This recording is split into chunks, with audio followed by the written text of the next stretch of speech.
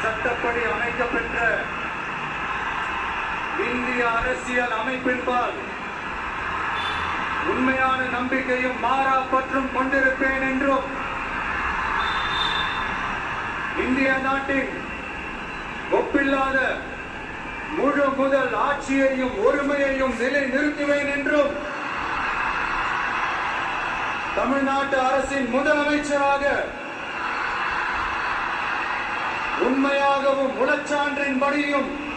என் கடமைகளை நிறைவேற்றுவேன் என்றும்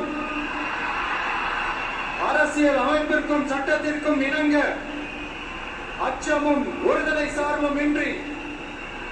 விருப்பு வெறுப்பை விலக்கி பலதரப்பட்ட மக்கள் அனைவருக்கும்